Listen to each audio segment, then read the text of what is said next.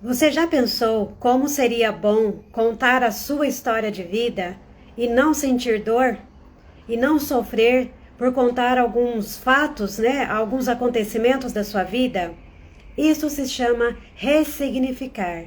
Como é importante ressignificar a nossa história de vida para que a gente possa verdadeiramente viver o propósito de vida para o qual nós fomos chamadas. Como é importante ressignificar a nossa história de vida para que a gente possa contar a nossa história sem sentir dor, sem sofrer. É contar os fatos que aconteceram, mesmo que causaram sofrimento, mesmo que muitas vezes ficamos por muito tempo carregando aquele sofrimento. Saiba que é possível através de um processo de ressignificação. E o que é ressignificar? É dar um novo sentido, é dar um novo significado, é olhar para aquela situação de uma forma diferente, sem sentir dor. Mas como eu disse, é um processo, não é algo que é automático. É um processo que envolve emocional, cognitivo e também mudança de comportamento. A partir do momento que você ressignifica a sua história, que você ressignifica, que você dá um novo significado para vários fatos, acontecimentos que te causaram dor, quando você olha para aquela situação, quando você conta aquela situação, por mais que você tenha memórias, mas não tem dor. E isso é extremamente importante, necessário e libertador. Porque a nossa história de vida, ela é importante, né? Eu sei que muitas pessoas falam assim, se eu pudesse, eu passava uma borracha e apagaria o meu passado.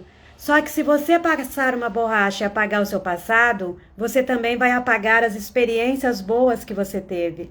Você também vai apagar tudo aquilo de bom que você aprendeu, que você vivenciou, que você compartilhou com muitas pessoas.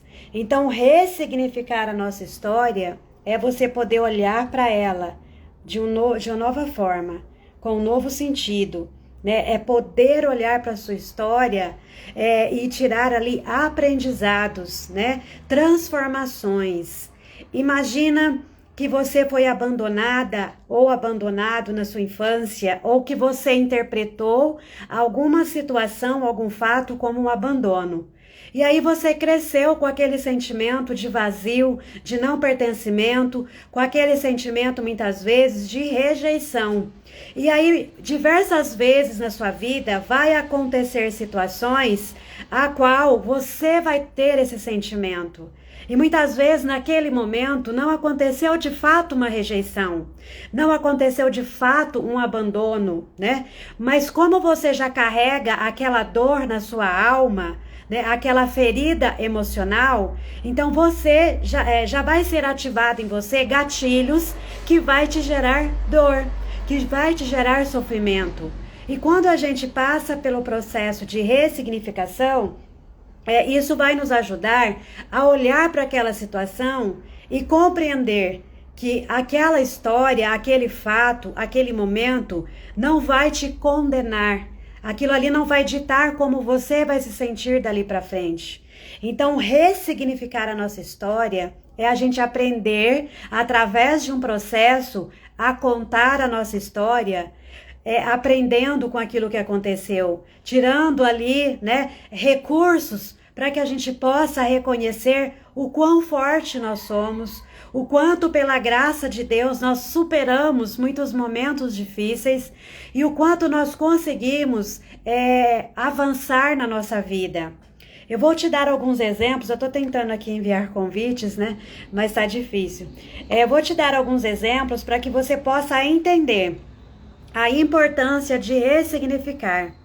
Como é importante. Por exemplo, uma criança que o seu pai ou a sua mãe, por algum motivo, que aqui o nosso objetivo não é julgar, não é criticar, né? Não é julgar os pais, criticar os pais, mas só contextualizando. Vamos supor que uma mãe ou um pai, por alguma razão, precisou deixar o seu filho com alguém para trabalhar. Essa criança no seu nível cognitivo, na sua maturidade, ela não vai compreender que o pai precisou deixá-la ou que a mãe precisou deixá-la para poder trabalhar, para trazer sustento para casa. Então, na cabecinha dessa criança, a minha mãe me abandonou, ou o meu pai me abandonou. A minha mãe não me ama, ou meu pai não me ama, porque me abandonaram. Só que, de fato, muitas vezes isso não ocorreu, mas aquela criança teve aquela interpretação de que foi abandonada. E se isso não for ressignificado em sua vida, todas as vezes que acontecer algum fato semelhante a isso, vai acionar aquele gatilho da dor do abandono, né? Daquela dor que aquela criança sofreu lá na infância, principalmente. Por que na infância? Porque principalmente na infância é um período onde está sendo formada a nossa estrutura psíquica, ou seja, a nossa estrutura psicológica, a nossa personalidade, né? Nós estamos nos desenvolvendo enquanto seres humanos. E nós nos desenvolvemos através das relações que nós temos, né? Principalmente aquelas relações mais próximas com aquelas pessoas que cuidaram de nós. Pode ser nossos pais biológicos ou aquelas pessoas que cuidaram, né? Que eu costumo chamar de cuidadores, né? Porque não necessariamente foram os pais biológicos que cuidaram de nós, que, né, nos alimentaram, que nos deram carinho, amparo, afeto, enfim. Então, essa criança que, por algum motivo, seus pais precisaram deixar ela para ir trabalhar, para trazer o sustento para casa. Um exemplo, tem homens que às vezes trabalham viajando, né? Viajam muito. E aí, para quê? Para buscar o sustento para sua família. Só que na cabecinha daquela criança, se ela tiver uma estrutura emocional mais vulnerável, ela vai achar que o meu pai não se importa comigo. O meu pai está viajando o tempo todo, então ele não liga para mim. Então ela cresce com aquele sentimento de vazio, de carência, né? Sentimento muitas vezes de rejeição. E aí, durante a sua vida, quando ela vai se relacionar com outras pessoas, vamos supor que, de alguma forma, alguém que ela gosta muito, que ela ama muito, essa pessoa, por alguma razão, precisa se afastar dela, ou vai morar em outro lugar, ou acontece alguma coisa que vai gerar um afastamento entre essas duas pessoas. Essa pessoa que na infância teve essa interpretação de abandono, ou que talvez tenha sido realmente abandonada, ela vai entrar em um sofrimento muito grande. Por quê? Porque ativou o gatilho daquela dor que ela sofreu já na infância. Ativou o gatilho daquele vazio emocional, daquela ferida aberta, né? Aquela ferida que não foi cicatrizada. E isso pode favorecer também o desenvolvimento da dependência emocional. Né? O que é a dependência emocional?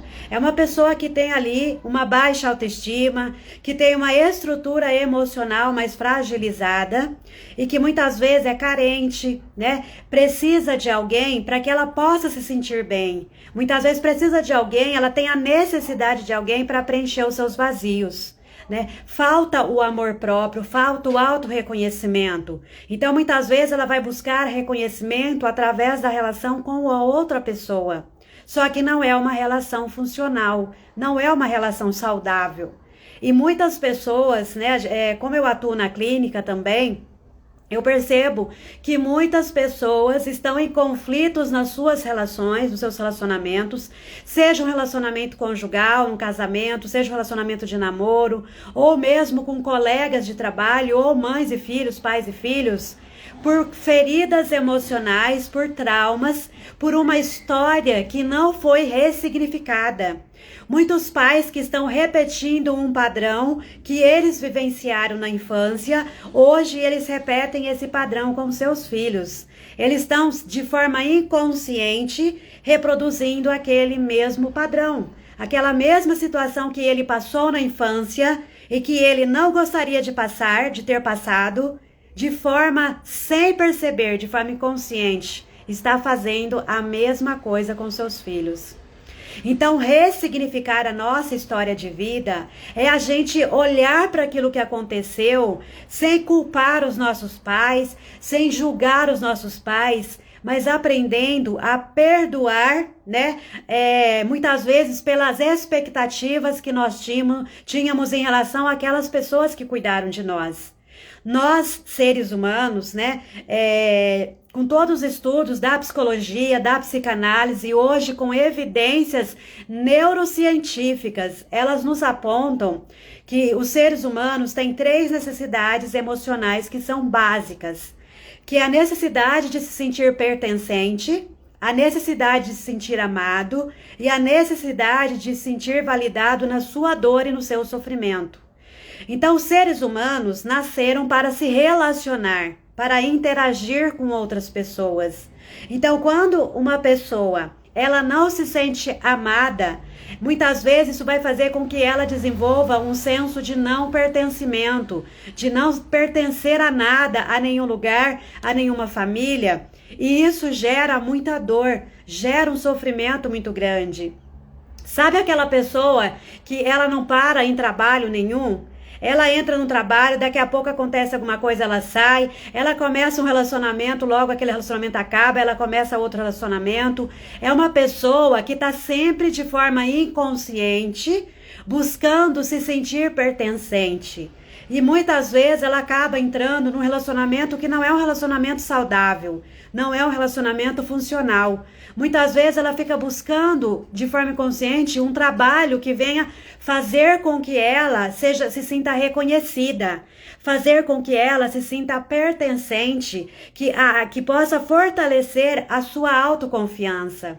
Então, aquele sentimento de não pertencimento vai gerar nessa pessoa um vazio emocional, né? Uma carência, vai gerar nela aquele sentimento de que eu não sou bom em nada, porque eu não consigo ficar em nenhum trabalho, eu não consigo manter um relacionamento por muito tempo. E isso muitas vezes está relacionado com carências, com traumas, muitas vezes abandonos ou interpretação de um abandono, principalmente lá no período da infância. E se essa pessoa, se esse adulto não ressignificar a sua história, não ressignificar esses acontecimentos, ele vai continuar muitas vezes repetindo vários e vários padrões, e na maioria das vezes são padrões negativos, né? Aquela repetição de padrão negativo na sua vida, gerando sofrimento para essa pessoa e para aquelas pessoas com as quais ele convive. Sabe aquela pessoa que ela tem dificuldade, muitas vezes, de demonstrar amor, demonstrar carinho, ou ela entra numa relação e aí o seu parceiro, a sua parceira fala, nossa, ele é muito frio, ou ela é muito fria. Ela não liga para nada, para ela tanto faz, tanto fez. E muitas vezes isso tem uma raiz emocional nesse sentimento de não pertencimento, né? Nessa falta de pertença, nesse sentimento dela reconhecer que ela está numa relação. E que aquela relação, para ser saudável, é uma relação de troca, de cumplicidade, de reciprocidade. Mas muitas pessoas que carregam feridas emocionais, né, na sua alma, que está com a sua alma ferida, ela não tem esse sentimento de pertencimento e ela está indisponível emocionalmente para outra pessoa. Sabe aquele casal que começa a namorar e de repente... ou geralmente é mais comum, né? Eu não vou generalizar, mas é mais comum quando começa um relacionamento, a mulher muitas vezes fica mais empolgada, né? O homem, ele é já mais racional, ele muitas vezes demora realmente gostar de verdade. O homem, ele começa a se relacionar muitas vezes por atração física, né? O homem é muito do olhar, da atração. A mulher já é muito mais do emocional, do ouvir, do toque, né? Então, muitas vezes começa a se relacionar, a mulher muitas vezes ela se empolga, né? Ela já estamos namorando, ela já tá se apaixonando, e às vezes, o homem às vezes ele demora um pouquinho mais, tá? Não vou generalizar, mas na maioria dos casos acontece mais ou menos dessa forma. E aí, muitas vezes, aquela mulher, ela fica esperando daquele homem, um bom dia, uma boa noite, mandar mensagem, se importar mais com ela, né? Por quê? Porque ela tá se apegando naquela pessoa. E muitas vezes aquele homem, muitas vezes ele está indisponível emocionalmente para aquela mulher. Ele está se relacionando fisicamente. Porque o homem, ele tem muito mais facilidade de se relacionar fisicamente sem necessariamente que exista realmente amor naquela relação. Não vou dizer que não tenha mulheres que também estejam nessa situação, né, porque acontece também, mas é mais comum o homem entrar numa relação mais por atração física, né? Ah, rolou aquela química, atração física, ele se relaciona muitas vezes por vários meses e muitas vezes ele está indisponível emocionalmente. Só está ali fisicamente, né? Então, hoje em dia, a gente percebe que tem muitos pais que também estão indisponíveis emocionalmente para os seus filhos. Aí você pode perguntar, falar, mas como assim? Um pai e uma mãe estar indisponível emocionalmente para os seus filhos? Sim, isso é muito possível e isso acontece com muita frequência, infelizmente, porque isso gera dor para aquela criança. Por exemplo, pais que muitas vezes tiveram uma história de vida muito sofrida, né, um contexto muito difícil, não que justifique. Tá? O objetivo aqui não é justificar, é explicar porque é importante a gente ressignificar a nossa história de vida para que a gente possa viver de forma mais leve, mais plena e cumprir o propósito para o qual nós fomos chamadas para cumprir na nossa vida e através da nossa vida. Então, por exemplo, um homem ou uma mulher que teve assim uma vida, um contexto de vida muito complicado, né? Passou por diversas situações de negligência, sejam elas quais forem, de alimento, de carinho, de amparo. Isso muitas vezes faz com que aquela pessoa, sem perceber, ela cria uma barreira, né, sentimental, ela cria uma barreira para evitar sofrer, né? E só que essa barreira que ela cria, claro que tudo isso na psicanálise nós chamamos de mecanismo de defesa, ou seja, é uma forma de se proteger. Ah, eu não quero sofrer, então eu vou fazer de tudo para não entregar meu coração, para eu não gostar demais de alguém, porque isso pode gerar um sofrimento. E isso é uma crença limitante que ela é desenvolvida a partir de experiências traumáticas que a gente tem. Então tem muitas pessoas que estão assim, não, eu posso até ter um relacionamento, mas eu não vou entregar o meu coração. Eu blindei meu coração. É claro que não é tão simples assim, né? Porque a gente acaba desenvolvendo um sentimento de amor. Muitas vezes a gente não tem controle sobre isso. Mas tem muitas pessoas que elas se fecham de uma maneira tão forte, assim, que ela cria uma barreira tão grande para evitar o sofrimento, e aí ela se torna indisponível emocionalmente para as suas relações, tanto conjugal, de amizade ou entre pais e filhos, principalmente de pais para filhos, né? Porque a criança, ela muitas vezes ela é inocente, né? A criança, ela é muito espontânea. Se ela tá chateada, ela pode até falar alguma coisa ali, mas daqui a pouco passa. Mas o adulto não, o adulto muitas vezes, se ele tá chateado, ele fica muitas vezes guardando aquilo ali, às vezes não fala, mas sente, né? Então, assim, de acordo com as minhas experiências de atendimento na clínica, de aconselhamento, né? Eu percebo que tem muitas pessoas indisponíveis emocionalmente falando. Porque tiveram contextos de vida muito sofrido, não buscaram uma ressignificação da sua história, né? Aprender a dar um novo sentido. E volto a falar, né? Você que entrou aqui agora, seja muito bem-vinda. Que bom que você está aqui comigo.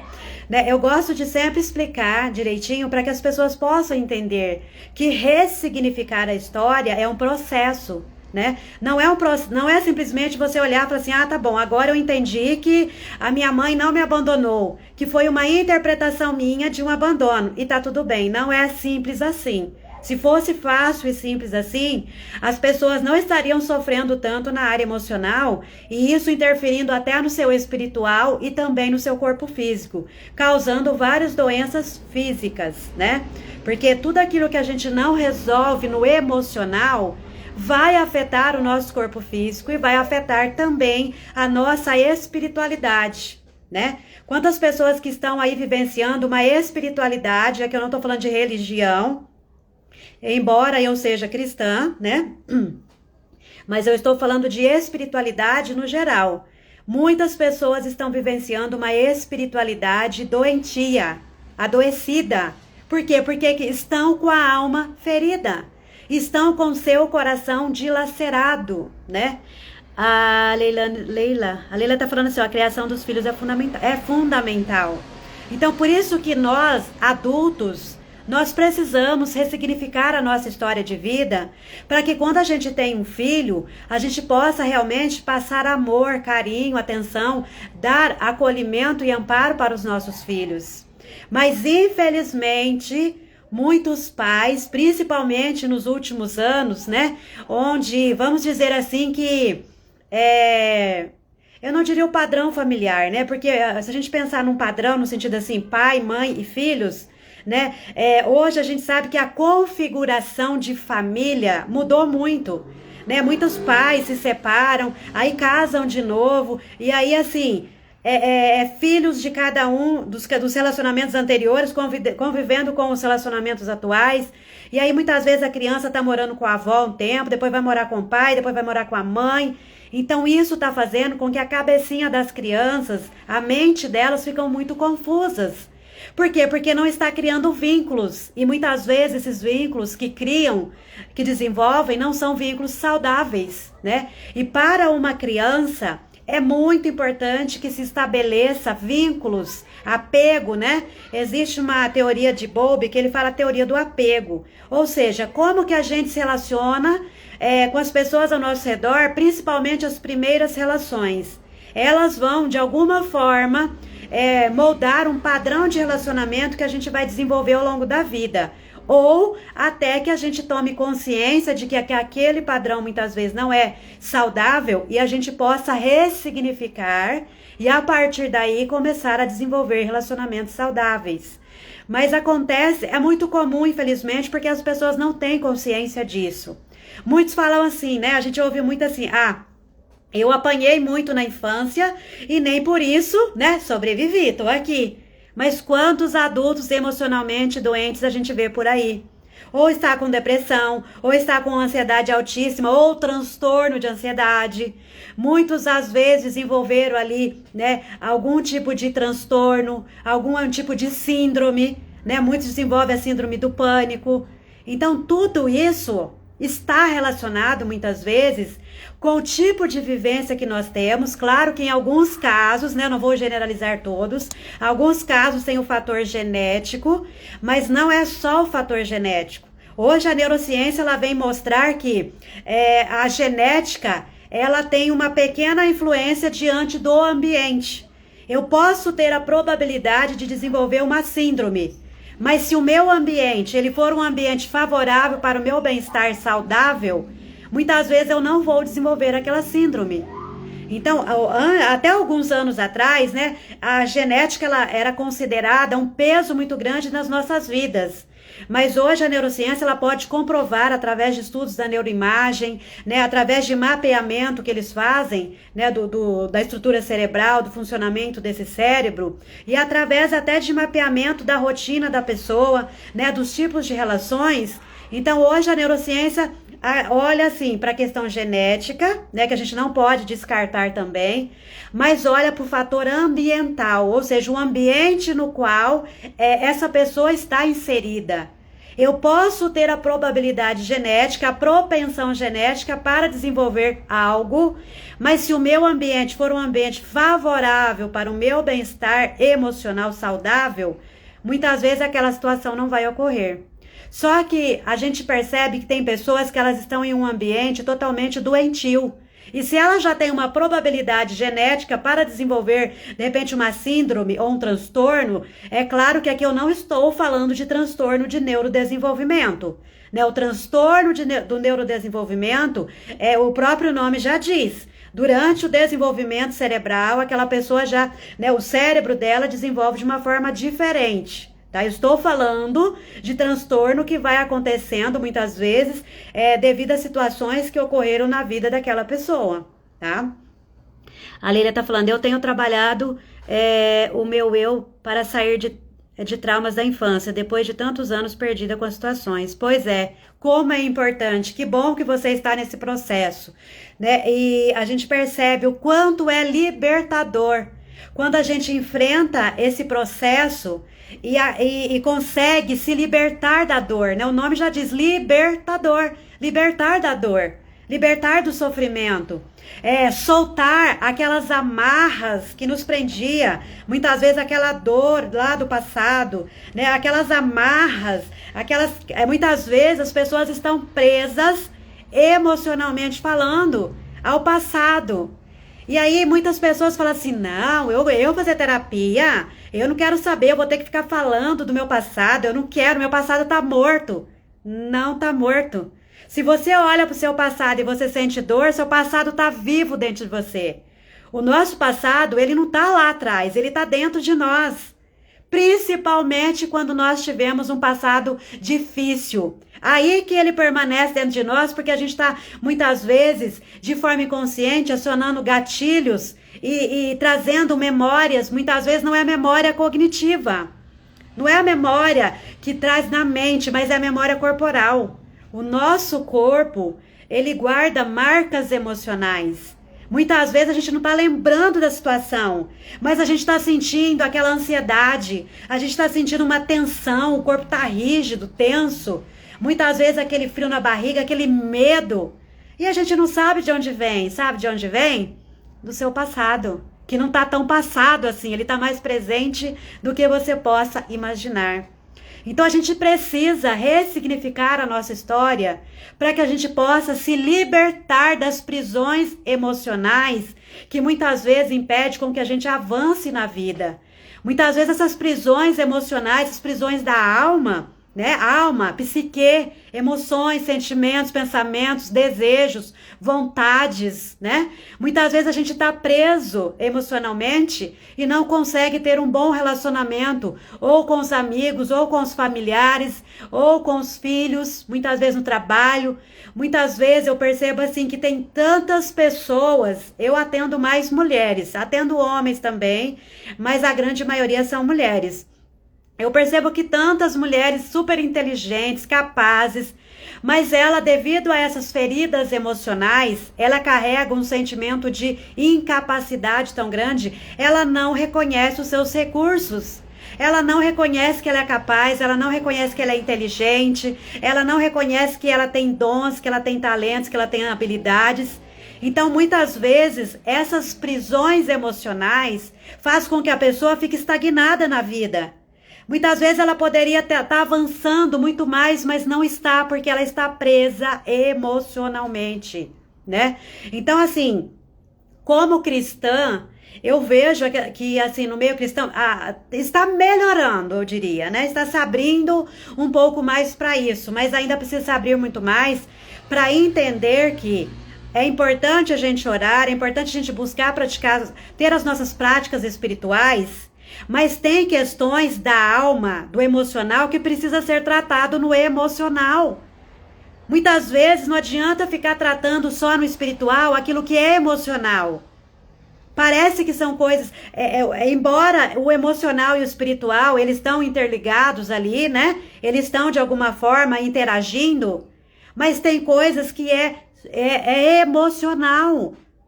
Aí a pessoa fica ali achando que é o inimigo, que é o espírito maligno. E muitas vezes o inimigo está usando a brecha daquele emocional doente. Aquela alma que está o quê? Adoecida, está presa emocionalmente, está impedindo com que que aquela pessoa desenvolva a sua espiritualidade saudável e está dando uma brecha enorme para que o inimigo entre. Porque onde ele vai atacar? Na nossa alma. Não existe até aquele termo que o inimigo das nossas almas. É porque ele ataca a nossa alma, não o nosso espírito. Só que muitas vezes a alma está tão enfraquecida, tão adoecida, aprisionada, que muitas vezes acaba afetando o espiritual também e o corpo físico também. Porque nós temos essas 3 dimensões, né? Para quem é cristão, né? A gente acredita em espírito, né? Que nós temos o espírito, uma alma, que é a nossa estrutura psíquica, onde tem os nossos pensamentos, sentimentos, emoções, vontades, desejos, e existe o nosso corpo. Então a alma é como se fosse uma ponte de ligação entre corpo físico e o espiritual, né? Se você é cristã. Se você não é cristã, não tem problema. Mas vamos pensar que corpo, alma e espiritual, independente se você é cristão ou não, todos nós temos a dimensão física, nós temos a dimensão emocional né? E a dimensão espiritual. Então, tudo que a gente faz em uma dessas dimensões vai de alguma forma impactar na outra. Só que quando a gente deixa de lado a nossa alma, que a nossa alma precisa de cura, de restauração, e a gente só foca no espiritual, espiritual, espiritual, a alma continua ali adoecida. A alma continua muitas vezes aprisionada naqueles traumas, naquelas feridas emocionais e que muitas vezes geraram bloqueios emocionais. E muitas vezes a pessoa acaba, sem ela perceber, desenvolver crenças limitantes. Crenças que muitas vezes faz com que ela se mantenha presa a determinadas situações, a determinados padrões, principalmente padrão de relacionamentos. Muitas vezes são relacionamentos tóxicos, muitas mulheres, infelizmente, vivenciam relacionamentos abusivos, que provém de onde? Lá de traumas, de feridas emocionais, de carências, de vazios emocionais, que muitas vezes ela veio carregando isso desde lá da infância. Aí quando chega na fase adulta, ela está buscando algo que preenche o seu vazio emocional. Muitas vezes ela teve a carência paterna. Muitas vezes hoje ela busca na figura de um homem sem ela ter consciência disso. Então é sempre importante a gente deixar claro que tudo isso acontece, muitas vezes a pessoa não tem essa consciência, ela não consegue ligar esses pontos, né, de pensar assim, nossa, o meu relacionamento é diferente dos relacionamentos que eu percebo por aí. Ela não tem essa percepção de que muitas vezes aquele relacionamento é tóxico ou é abusivo e que muitas vezes, é claro que a gente não vai aqui isentar, né, o papel do abusador, do agressor. Só que quando a gente olha para uma relação abusiva, vamos supor que, eu gosto sempre de mostrar assim de uma forma mais didática. Vamos supor que isso aqui é um casal e que esse aqui é um homem que é abusivo. Essa mulher aqui, muitas vezes, ela não sabe, mas ela carrega muitas vezes uma carência muito grande, um vazio emocional muito grande.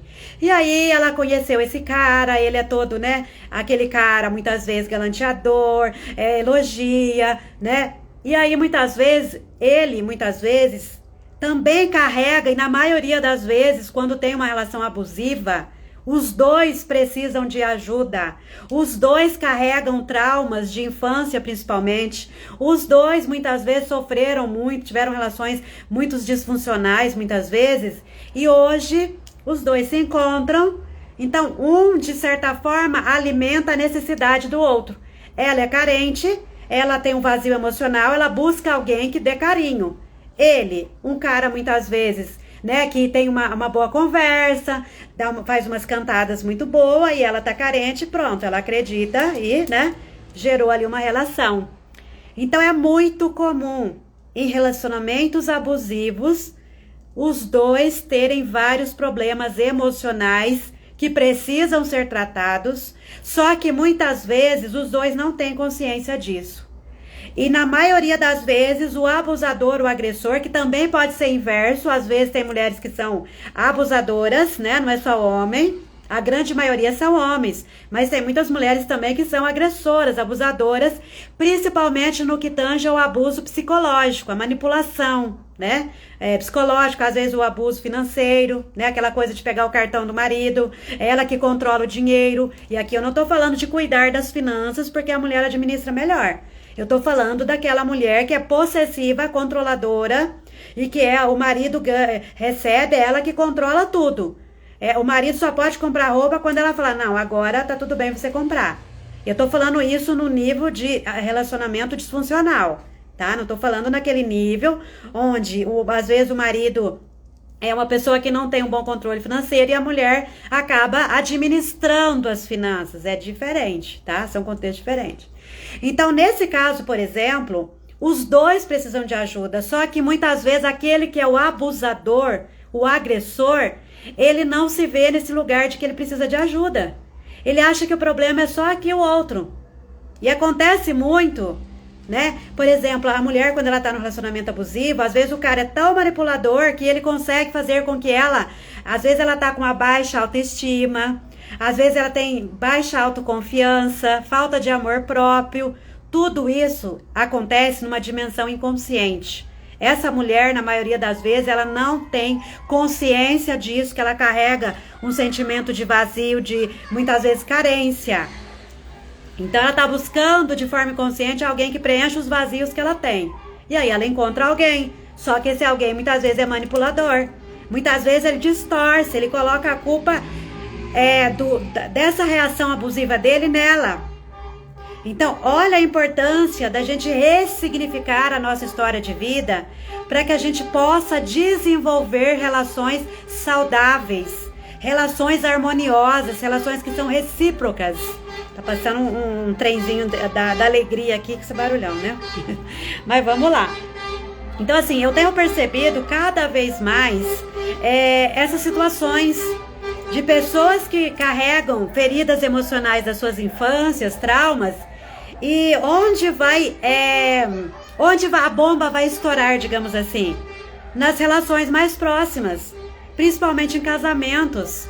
A gente percebe, né, os índices de divórcio têm aumentado cada vez mais. Tem aumentado muito os índices de divórcios. E na grande maioria desses divórcios não é porque houve uma traição. A grande maioria é porque os dois carregam feridas emocionais, traumas, e que agora, nessa convivência ao longo dos anos, é que isso está vindo à tona. E aí está gerando conflitos no casamento. Muitas vezes os dois não vão buscar ajuda profissional, não vão buscar muitas vezes até um aconselhamento nas igrejas, né? Porque os pastores estão ali para quê? Boa noite, Luana, seja bem-vinda. Muitas vezes eles não buscam ajuda, porque muitas vezes buscar ajuda é admitir: eu fracassei, eu sou um fracasso, eu não consigo resolver meus problemas. Então, muitas vezes os casais não buscam ajuda, não porque não querem, não porque eles não querem continuar casados, porque é um sofrimento muito grande. Eu passei por um processo de separação e eu sei o quanto é difícil, né, você aceitar que aquele casamento que você sonhou que era pro resto da vida, de repente os dois começam a se afastar, de repente os dois não conseguem mais conversar direito, ter um diálogo saudável e vai se afastando, até chegar uma hora e falar: não dá mais, esse relacionamento não tá saudável, não tá legal pros dois lados. E é muito triste, porque é um sentimento de fracasso muito grande. Foi o que eu senti por mais de ano no meu casamento, porque eu falava: poxa, eu não casei para me separar. Eu tenho um filho, graças a Deus meu filho é saudável, eu tinha minha casa. Mas chegou o momento que a gente foi se distanciando de uma forma tão grande, os nossos ideais, os nossos projetos, cada um estava olhando para uma direção. E aí eu só fui entender isso, eu só fui entender que aquilo estava relacionado ao meu emocional depois que eu me separei. Eu fui buscar me conhecer, eu fui buscar estudar muito, né? Fiz diversas formações. Aí que eu fui entender que eu tinha um sentimento de carência muito grande, que eu carregava a ferida da rejeição, e a ferida da rejeição, ela não vem sozinha. Ela vem muitas vezes com a insegurança, com o sentimento de complexo de inferioridade, o não pertencimento, porque eu ficava sempre tentando agradar as outras pessoas para que eu me sentisse pertencente. Muitas vezes eu dizia sim para as outras pessoas e não para mim mesma, só que aquilo era de forma inconsciente. Eu não tinha consciência que eu estava fazendo aquilo porque eu estava buscando me sentir pertencente. E o meu ex-marido, a mãe dele faleceu, ele tinha 6 anos, né? Então era uma criança ainda. Né? A mãe dele ficou doente, faleceu. Aí o pai dele casou, se não me engano, teve várias relações. Então, assim, da primeira esposa teve 3 filhos, né? Depois teve outra mulher, teve uma filha. Depois teve a outra mulher. Então, assim, olha a cabeça da criança. Então, ele cresceu praticamente sem mãe, né? Então, tinha essa carência materna. E eu tinha uma carência paterna.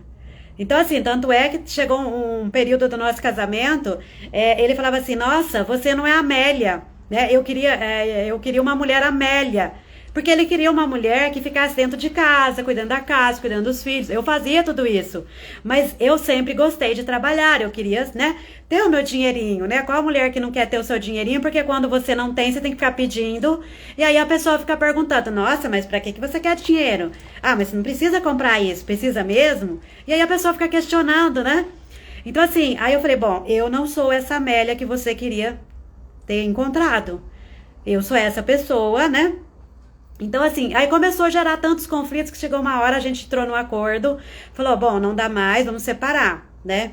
Mas foi, assim, um longo período de sofrimento, de frustração, de falar, poxa, meu Deus, eu não me casei para separar, eu me casei para ficar o resto da vida juntos. Aquele sonho que foi destruído, né? Então a dor do sonho destruído, a dor da frustração de não ter conseguido, né, resolver aquela situação. Então assim, é muito difícil uma separação.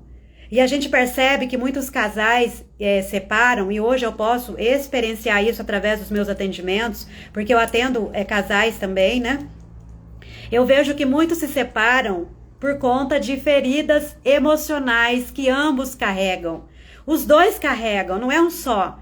Numa relação, quando começa a entrar em conflito, em atrito, não adianta a gente falar a culpa é dele ou a culpa é dela.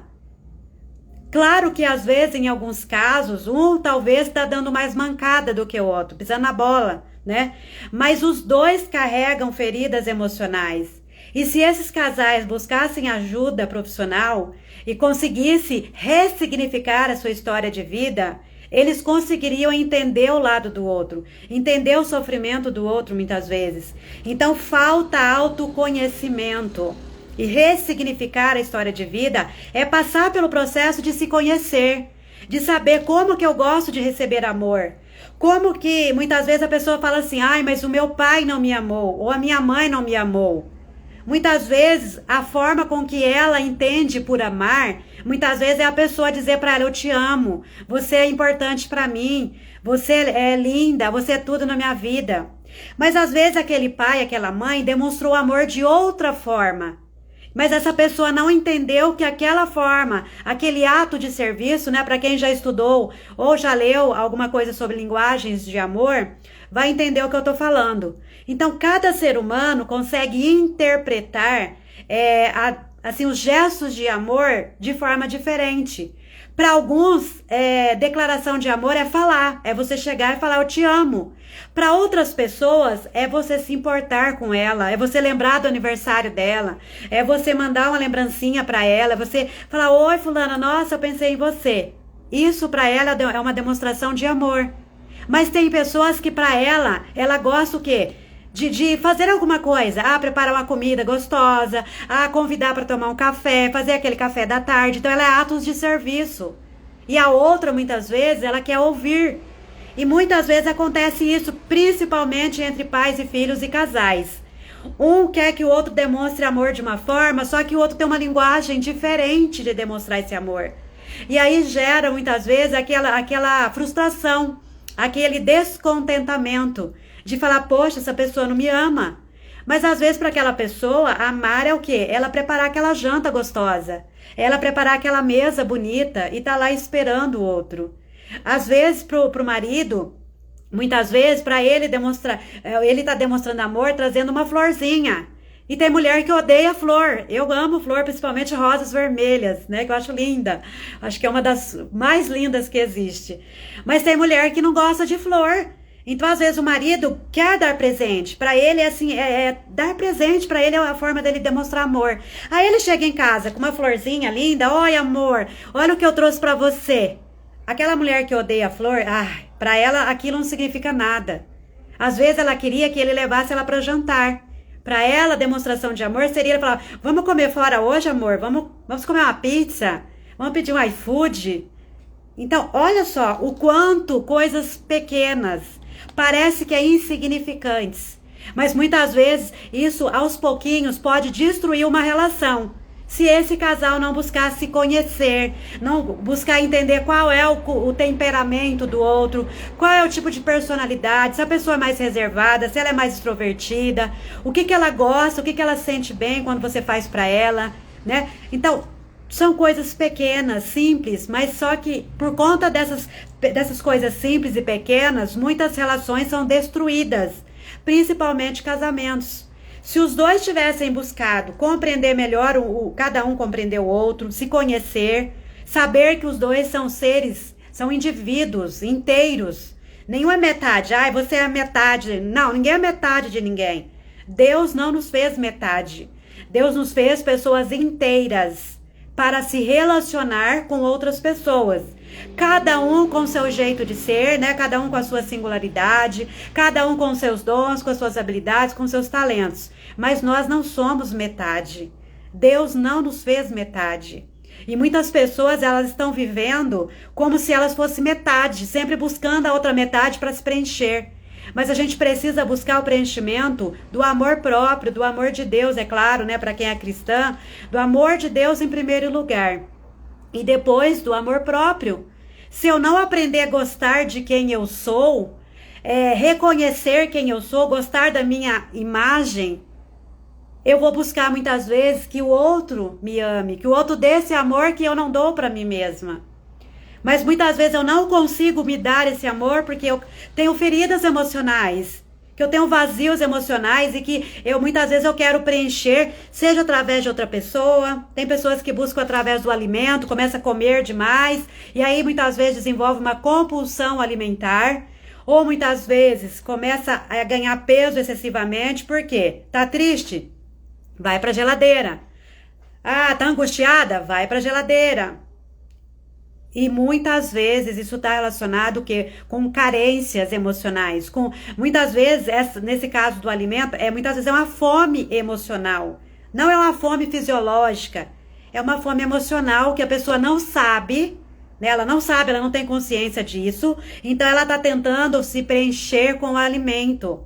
Porque o alimento, ele tem uma representação emocional muito grande. Né? Enquanto nós éramos crianças, né, alguém nos amamentou, né? Se não foi a nossa mãe que amamentou, muitas vezes alguém deu uma madeira pra gente. Então naquele momento era o momento que a pessoa pegava a gente no colo. A gente tinha carinho ali de alguma forma. Então muitas vezes quando a gente era criança a gente se reunia com a família, né? Às vezes a mãe ou alguém pegava a gente no colo para dar papinha. Então o alimento, ele tem uma representação emocional muito grande na nossa vida. Então, por isso que muitas pessoas, quando elas estão tristes, elas vão atacar a geladeira. Porque aquilo ali, de forma temporária, preenche aquele vazio que ela tem. Mas muitas vezes o vazio é emocional. Então, olha a importância da gente aprender a se conhecer, para aprender a identificar. Nossa, será que é fome mesmo que eu tô? Mas eu acabei de comer agora há pouco e já tô com fome? Não, não é normal. Conforme a gente vai se conhecendo, a gente vai identificando algumas coisas, falando, não, isso não é normal. E a gente começa a se autoanalisar, se observar, né? Então, muitas pessoas estão sofrendo hoje por falta dessa ressignificação da sua história de vida.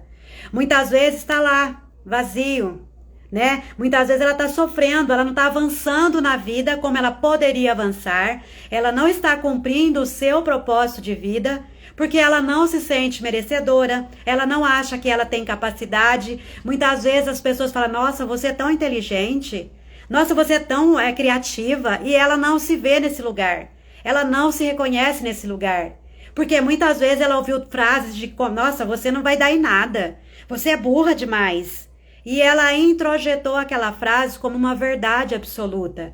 Aquilo virou ali uma crença, uma verdade dentro dela, que ela, por mais inteligente que seja, ela não acredita que ela é capaz. Ela não acredita que ela é criativa. Muitas vezes ela não acredita que ela tem dons e talentos. E aí ela vai seguindo a vida, sempre buscando alguma coisa para quê? Para encaixar. Muitas vezes ela é carente, ela tem um sentimento de rejeição. Então ela está sempre buscando o quê? Se sentir pertencente, ela quer encaixar em algum lugar.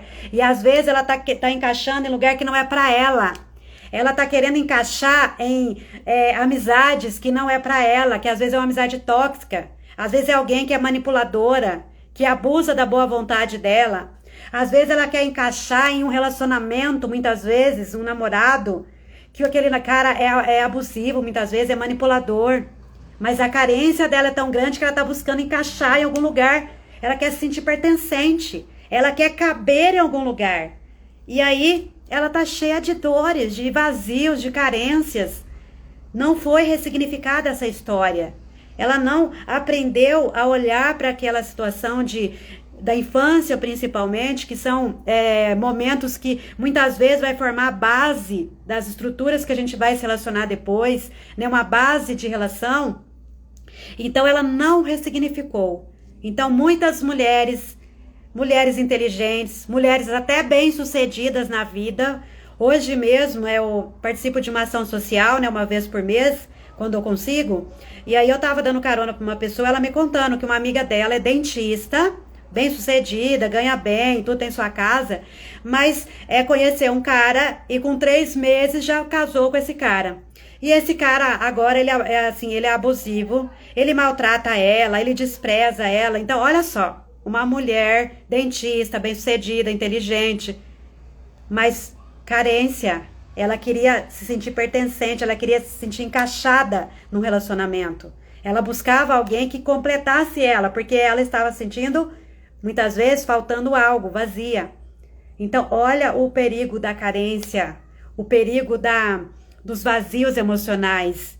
A pessoa conhece alguém, como eu dei o exemplo do relação abusiva, a pessoa conhece alguém, tem o carente, tem o outro que é manipulador. Ele encontrou ali alguém, né, que vai ali beneficiar ele e ela tá buscando alguém para preencher os seus vazios. De certa forma, se completam, mas não é uma relação saudável. É uma relação totalmente disfuncional. E hoje, segundo esse relato, né, dessa pessoa que eu dei carona, essa dentista, ela tá sofrendo muito nesse relacionamento. Então, olha, você conhece alguém com 3 meses e vai casar, vai morar junto, é um período muito curto, né? Pra conhecer um pouquinho. A gente não conhece totalmente ninguém. Mesmo porque a gente vai mudando ao longo do tempo, né? Tanto a gente quanto a outra pessoa. Mas, então, por que eu dei esse exemplo? Como é importante a gente realmente se conhecer, buscar ressignificar as nossas dores emocionais, os nossos vazios emocionais, para a gente não querer ficar buscando se encaixar em qualquer lugar, para a gente não querer encaixar em qualquer relação, porque às vezes essa relação vai nos fazer sofrer tanto, que às vezes era melhor estar sozinha. Não que seja bom ficar sozinha, que às vezes a gente sente solidão, mas como diz aquele ditado, né?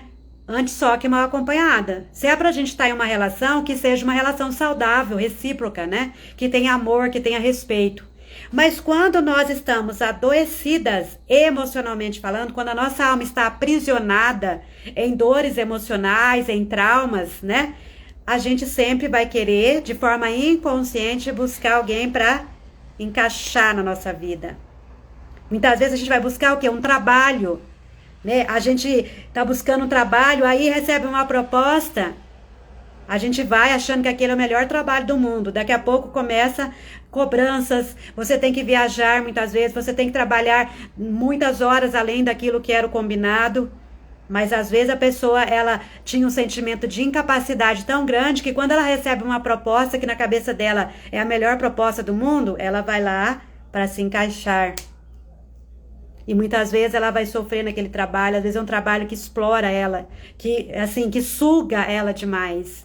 Tem muitas mulheres ou muitos homens que estão em trabalhos que eles estão sacrificando a sua família, mas que ele não consegue sair daquele trabalho porque ele acha que se ele sair, ele não vai encontrar um trabalho como aquele. É claro que tem todo o contexto, né? Precisa suprir ali, né, a família, prover, né, os recursos para a família. Mas tem muitas pessoas que estão numa insegurança tão grande por achar que nenhuma outra empresa vai contratá-la, que ela acaba encaixando naquela empresa, nem que ela tenha que viajar quase todas as semanas, ficar dias fora da família, não ver os filhos crescerem, por um medo de não encontrar um trabalho. Então, olha a importância da gente se conhecer, ressignificar a nossa história de vida, para que a gente possa viver de forma plena com a gente mesmo em primeiro lugar, porque eu só consigo ter uma relação saudável com o outro a partir do momento que eu estou bem aqui, que eu também estou saudável. Não adianta eu querer ter um relacionamento saudável se eu não estou bem. Então eu preciso buscar ressignificar a minha história, né? Buscar passar pelo processo. E ressignificar envolve a dimensão emocional, a dimensão cognitiva, para haver uma mudança de comportamento. Não é só eu falar, agora tá tudo bem, tá resolvido. Não é só aqui no mental. Mas lembra das memórias emocionais que o nosso corpo guarda? Não adianta eu falar para mim, tá tudo bem agora, já tá tudo resolvido. Mas quando eu falo isso, eu sinto uma tensão no meu corpo, eu sinto frio na barriga, muitas vezes eu sinto uma rigidez.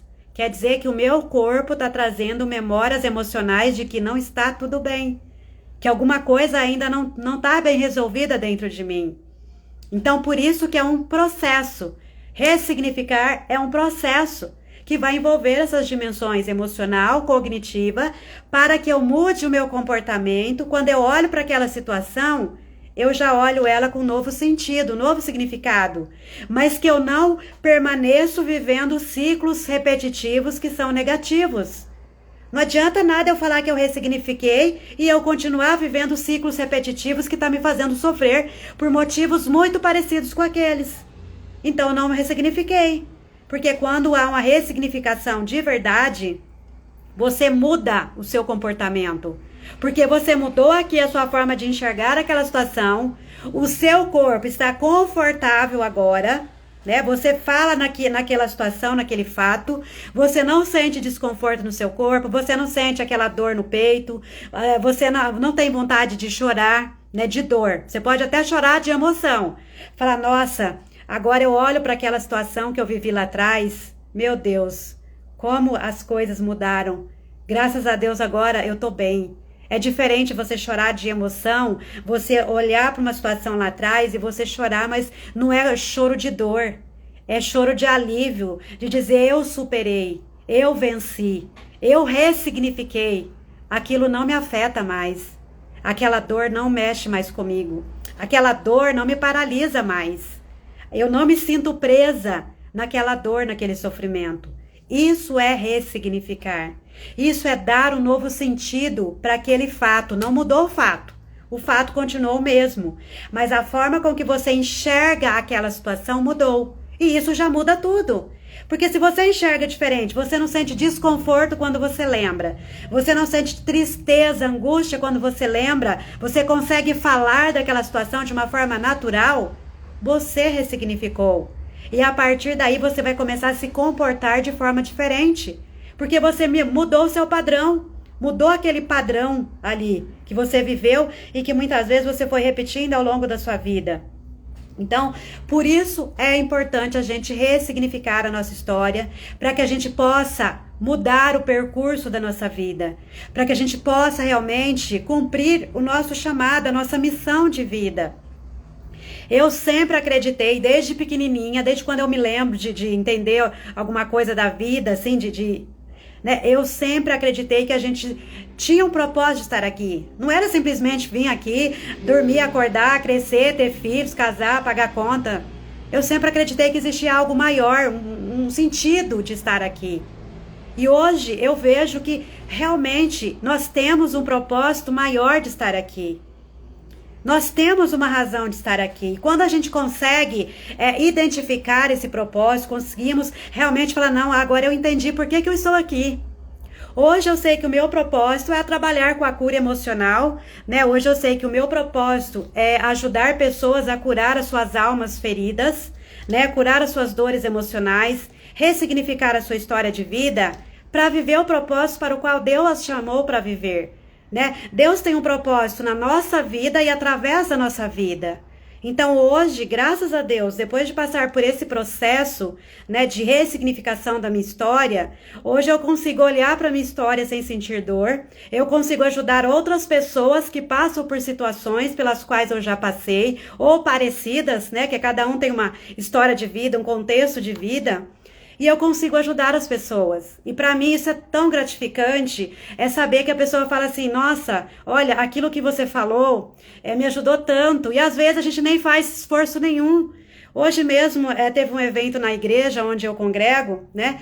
E eu cheguei lá, assim, eu tava triste, né? Um pouco triste por algumas questões, né? Às vezes a gente fica meio triste, né? E aí eu cheguei lá, uma pessoa falou assim, nossa, Maria, as suas lives têm me ajudado tanto. Você não faz ideia, eu não consigo acompanhar elas ao vivo, mas você é uma ungida de Deus. O que você está falando na live tem me ajudado assim, refletir tantas coisas na minha vida. Eu falei, nossa Deus, obrigada. Obrigada por ouvir isso, porque eu estava tão tristinha, né? E aí Deus mostra, não, você está no caminho certo. Você está seguindo a minha direção. E era tudo isso que eu buscava na minha vida, né? Eu orava muito, eu pedia para Deus, falava, Senhor, o que eu estou fazendo aqui? Tem que ter um motivo de eu estar aqui. Para que eu sirvo? Porque eu me achava inútil, né? Para que eu sirvo? Né? Tem que ter uma razão. E de tanto orar, de tanto buscar a Deus, e de tanto buscar me conhecer e estudar muito, Deus foi me dando direção. E cada vez mais eu sinto que eu estou na direção de Deus. Porque quando eu ouço as pessoas, às vezes, dar um feedback, fala, nossa, aquela live me ajudou tanto. Nossa, aquele curso que você fez me ajudou. Eu falo, poxa, é uma confirmação de Deus, que eu tô no caminho certo. E nada melhor do que a gente tá seguindo a direção que Deus nos chamou, né? Esses dias eu fui convidada para levar a palavra numa igreja, e aí eu sempre oro, claro, né? Porque eu quero levar aquilo que Deus me direcionar, não quero falar algo da minha cabeça, eu quero falar sobre isso, não. E Deus me deu a direção de uma palavra, e o tema desse congresso era mulheres com a alma curada, né? E aí, beleza, uma pessoa foi, levou, né, a palavra, deu testemunho dela, toda a situação que ela passou com a filha, e aí eu levei a palavra. Beleza, falei aquilo que Deus me direcionou a falar, né, depois de orar vários dias, né, e aí a última pessoa que foi levar a palavra, ela já chegou assim, não é mais tempo da gente falar em cura da alma. Não deveria mais ter congressos de mulheres para falar de cura da alma. A gente tá no tempo da gente falar de orar no profético, de profetizar. Nossa, aquilo, sabe assim, eu sabia que o que eu falei foi direção de Deus, porque eu orei. Eu orei muitas vezes e Deus deixou aquela mensagem. Deus não trocou, falou, não, fala disso, não. Desde a primeira vez que Deus trouxe assim a minha mente, o meu coração, aquela passagem, né, bíblica, manteve, ele não mudou. E eu falei, Senhor, é isso mesmo? Era uma palavra um pouco dura, né? Ele não mudou. Eu falei, então se ele não mudou, mesmo que seja a primeira e a última vez que eu vou pisar naquela igreja, mesmo que elas nunca me convidem para voltar lá, mas eu vou fazer o que Deus pediu para eu falar. Eu vou levar aquilo que Deus pediu. E aí, quando essa mulher começou a falar isso, eu fiquei pensando, falei, Senhor, né? Eu falei, será que eu falei alguma coisa errada? Eu falei, mas eu fui na direção que o Senhor me deu, né? E aí, assim, eu fiquei desconfortável, sabe? Da maneira com que ela falou. Mas Deus, ele é tão bom que ele vai trazendo clareza para nossa mente, né? E aí Deus foi trazendo assim, cada pessoa tá no nível. Ainda tem muitas mulheres, muitas pessoas, homens, crianças, que precisam ouvir falar de cura da alma, sim. Cada pessoa está num nível diferente, não no sentido de estar melhor ou pior, mas cada um foi passando de nível. E tem muitas mulheres com a alma ferida, com a alma adoecida, presa emocionalmente falando. E não consegue evoluir no espiritual, não consegue realmente cumprir o propósito para o qual Deus as chamou para cumprir. Mas aquilo me gerou um desconforto, porque eu falei, poxa vida, mas eu fui na direção de Deus, agora vem uma pessoa e fala, não é mais tempo de falar de cura da alma, porque a gente não pode mais falar de cura da alma, porque a gente não pode ficar mais preso na dor, e assim, mas depois Deus foi trazendo, assim, um entendimento de que aquela pessoa estava num outro nível, não é mais para falar sobre isso, porque eu tenho plena certeza, plena convicção que é Deus que tá me, sabe, me tocando para falar sobre isso, porque eu tinha até parado de fazer live, eu não estava mais fazendo live, mas de uns tempos para cá Deus tem me movimentado para falar. Eu falei, Senhor, o Senhor não vai fazer a gente, instruir a gente falar de alguma coisa que não tenha ninguém precisando de ouvir. Deus não vai fazer a gente perder tempo. E tem uma coisa que eu oro muito para Deus, eu falo, Senhor, tudo aquilo que não for da sua vontade para minha vida, qualquer expectativa que eu tenha, se não faz parte dos seus projetos, dos seus propósitos para minha vida, tira da minha mente, tira do meu coração, porque eu não quero perder tempo. Eu não quero gastar energia, eu não quero perder tempo focada em coisas que não é do Senhor para minha vida. Eu já perdi tanto tempo com sofrimento na minha vida, sofrendo ali, agarrada naquele sofrimento, que eu falo, eu não quero mais perder tempo sofrendo por coisas que não é de Deus para minha vida. Então eu falo, se não é da tua vontade, tira da minha vida, tira, arranca. Arranca mesmo, porque eu não quero perder tempo. A gente não tem tanto tempo, eu não sei quanto tempo Deus vai me dar para eu estar aqui. Mas o tempo que eu tiver aqui, eu quero aproveitar, eu quero fazer aquilo que é da direção dele, aquilo que realmente for para contribuir, né, de alguma forma com vidas. E aí Deus foi trazendo, né, aquele alívio, né, na minha mente, no meu coração, que cada um ele vai chamar para fazer algo. E é ele que vai dar a direção. Então, enquanto ele não mudar a minha direção, não mudar o foco do tema que eu vou falar, eu vou continuar falando de cura da alma, sim. Vou falar de feridas emocionais, porque eu sei que muitas pessoas precisam ser libertas emocionalmente para que elas possam ter um relacionamento mais pleno com Deus. Para que elas possam ter mais intimidade com Deus. Porque quando eu estava com a minha alma ferida, eu não conseguia ter um relacionamento de intimidade com Deus. Porque o meu foco era muito na dor. Ou eu orava sempre, Senhor, me livra dessa dor, eu não estou aguentando mais. Então, quando a gente está com a alma ferida, a gente muitas vezes, por mais que a gente não queira, mas aquilo ali está doendo, está machucando. A gente não consegue ter um relacionamento mais profundo com Deus. Por mais que a gente sabe que Ele cura, que Ele liberta, mas está doendo. Aquilo ali está nos aprisionando. Então, eu sei que gerou esse desconforto, né? Mas eu sabia que era a direção de Deus. Eu sabia que era Ele que tinha me levado para falar aquela palavra. E depois eu fui tranquilizando. Falei, bom, se ela acha que não é mais tempo, mas se o Senhor está me dando a direção, eu vou seguir a sua direção, porque é o Senhor que manda. Não é ninguém que manda. Né? Aí eu entendi que era o tempo dela. Não era, porque ela já tinha trabalhado muito tempo com mulheres, falando sobre cura da alma. Então agora ela mudou de nível, mas não quer dizer que não tenha outras mulheres que precisam ouvir isso. E o meu foco não é focar na dor, o meu foco é mostrar para as pessoas o quanto elas precisam ressignificar a sua história, se libertar da dor para viver o propósito de Deus na sua vida. O meu foco é mostrar para ela que a dor está aprisionando ela e que ela não precisa ficar presa na dor, que ela pode ser liberta. E que quando ela se liberta daquela dor, a vida dela muda. Os horizontes ampliam, a mente dela amplia, o relacionamento dela com Deus amplia, o relacionamento dela com a família amplia. Porque não tem dor, não tem nada que está ali prendendo, né? Então, isso assim, me fez assim, realmente ter essa convicção, falar, não, eu preciso olhar para o alto, que Deus me direcionar. Pode vir quem for falar, esse assunto não é mais assunto de falar, não. Se Deus está me direcionando, eu vou continuar falando. Até o momento que Ele vai falar assim, não, agora você vai falar de outra coisa.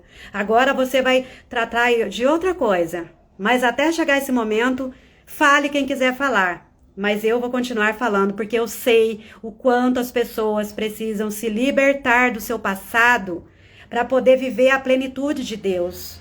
Jesus mesmo disse, eu vim para que todos tenham vida, e vida em abundância.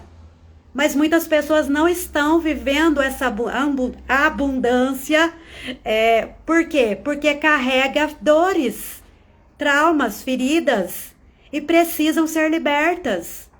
E esse é o meu propósito nesse momento, é levar a libertação, é levar a conscientização, é ajudar as pessoas a reconhecer que ela não é a dor. Você não é a sua dor, você não é o seu passado. O seu passado foi um período que você viveu. Talvez você tenha passado situações difíceis, mas você não está condenada. Você não está condenada a viver naquela dor. Deus não quer te ver presa na dor. Ele pode te curar instantaneamente, assim como Ele pode te curar por um processo.